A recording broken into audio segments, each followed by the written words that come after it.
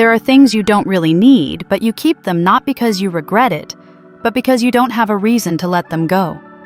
At first it was one item, then a drawer, then a corner, until you realize what's tiring you isn't the cleaning but the feeling of never finishing. Don't worry, I've been there, but now I'm out of it. And today I'm going to share with you the secrets that helped me get rid of the pile of stuff I can't bear to throw away and find a clean, airy space in my house. It's a simple, practical list that can be applied right now. I guarantee you won't regret what's leaving, but you will feel a real sense of relief at the empty space left behind. Let's get started.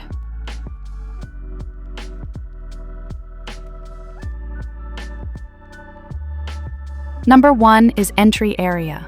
The hallway is the first place you enter and the last place you exit each day, but it often becomes a storage area. Hats, shoes, bags, junk mail, old keys. They all leave here for a bit then, stay there. The problem is that this space is small. And when a small space is filled with clutter, you have no breathing room. And every time you enter your home, you find yourself starting the day overwhelmed. To tackle this area, look around the entryway and ask, what's in here that I haven't touched in 3 months? If so, get rid of it. Is there a bag I haven't worn since last season? If so, get rid of it. Is there a hat that's just hanging around? If so, get rid of it. You don't need to keep 5 umbrellas, 8 pairs of shoes, 4 sunglasses, or all those slippers just in case. Everyone only really needs a few items to get through their daily routine. The rest are just getting in the way and making you lose your composure when you rush out the door. Don't forget the filing drawer near the door.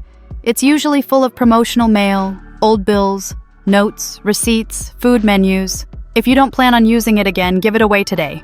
You'll be surprised to see just a clear hallway is enough to make your house feel brighter and tidier. And if you're looking for more great decluttering tips, the next video is for you. I'll share a few tips that have helped me let go of 80% of the items that no longer fit me naturally without forcing them and without regret. Subscribe so you don't miss out. Now back to today's content.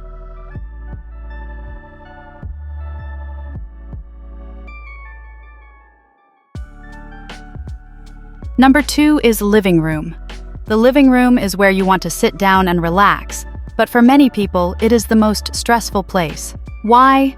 Because everything is in disarray. Chargers on the table, pillows on the floor, unread books stacked, toys lying around, a bunch of remotes, tech gadgets of unknown purpose.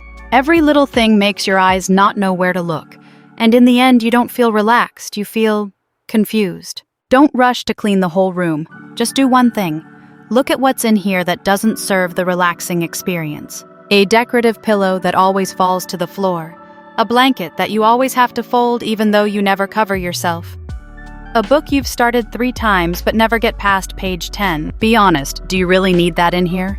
If not, throw them away or put them back where they belong. If your living room is where you spend your days, it deserves to be filled with only things that make your life more comfortable. Not necessarily beautiful, just less clutter. Today, try clearing out a corner of your desk or a shelf. Get rid of 3 things you don't use or don't like looking at. You've just given yourself back a little space to relax more. Let's move on to the next area. Number 3 is kitchen. The kitchen is the easiest place to get messy, not because you're messy, but because you're juggling too many things at once. Eating, cooking, storing, cleaning, it all goes around and around. And then little things start to accumulate. A gadget you bought on impulse. A plastic container you thought you might need. A cup you don't use but it's new, so I'll just leave it there.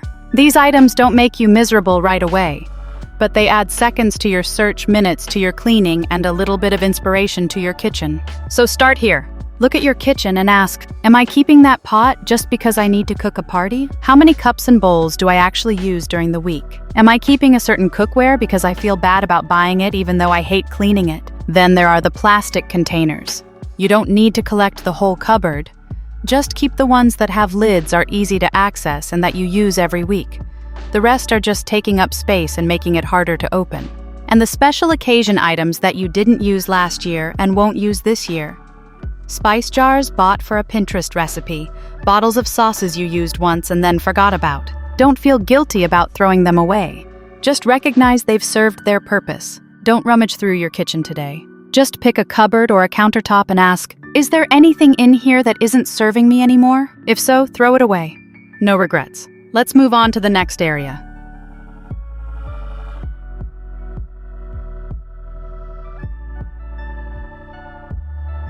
Number 4 is bedroom. The bedroom should be where you start and end your day.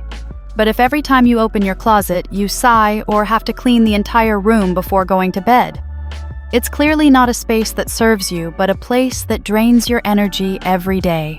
Let's find out what the secret is. Start with your wardrobe. Dismiss the myths about pretty or seasonal. Just ask, is there an item you haven't touched even though you've been staring at it for months? If so, get rid of it. Is there an item you put on and then take off because you feel self-conscious? If so, let it go. Is there something you can only wear if you buy something else to pair it with? If so, let it go.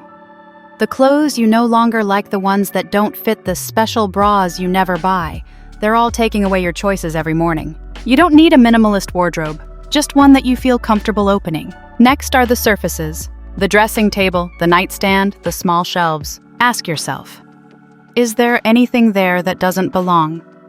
An old perfume bottle, a dried-out lipstick, a piece of jewelry you no longer wear. Don't keep it just because you used to like it. Let it go, because what you used to wear to bed is in the past. We need to live in the present, not the past.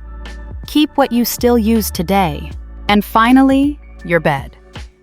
If there are items that you have to get rid of every time you want to lie down, extra pillows, old stuffed animals, consider, do you need them to sleep better? Or are they just tiring you out because you have to clean them every day before bed? If they are really just tiring you out and having to clean them every day, then keep only 1 to 2 items. Don't be afraid to throw the rest away. Let's move on to the next area. Number 5 is bathrooms. Bathrooms don't have to be pretty, but they should be neat. Because this space is often small, damp, and can easily get messy if there are too many things you don't really use. Start with the surface around the sink.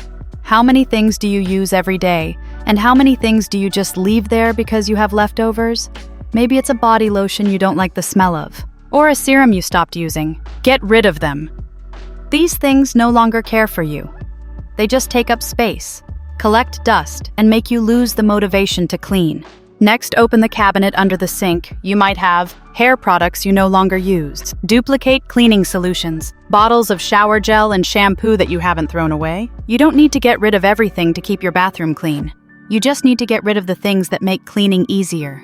And if you have shelves or cabinets in your bathroom, try to make it a rule. Only store things you use at least once a week. Throw away the rest. A bathroom doesn't need much decoration. It just needs to be clean enough so that every time you walk in, you feel clean, both physically and emotionally. Let's move on to the next area.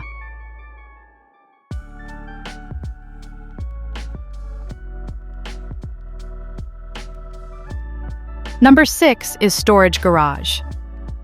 These areas are often not on the weekly cleaning list, but because of that, they easily become places where you store things you don't want to think about. Old paint, broken appliances, empty boxes, furniture that no longer has a place. You don't really need it, but you keep it just in case.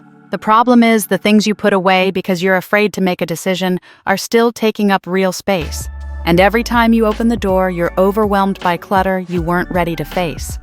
This makes it difficult to find when you need it. And the truth is, if you have an item that's been sitting in storage for more than a year without ever needing it, you probably never will. If you're holding on to a table, a rug, or an appliance in the hope that there will be a place for it later, remember, if it doesn't work now, it's a burden, and you need to get rid of it. Crafts, DIYs, future purchases. If you haven't touched it in months, ask yourself, is this serving a version of me that I no longer embrace? If so, toss it. You have the right to change, and you don't have to keep the evidence of all those unfulfilled intentions. Decluttering isn't about getting rid of a lot. It's about keeping what feels good to live with. Every item you let go of today isn't a loss. It's a choice to reclaim space, time, and peace in your own home. If you've gone through each area in this video or just stopped in a few small corners, it's enough to make a difference. Sometimes just a neater drawer, a more empty countertop can make your mind feel lighter. And if you're looking for more great decluttering tips, the next video is for you. I'll share a few tips that have helped me let go of 80% of the items that no longer fit me naturally, without forcing them, and without regret. Subscribe so you don't miss out.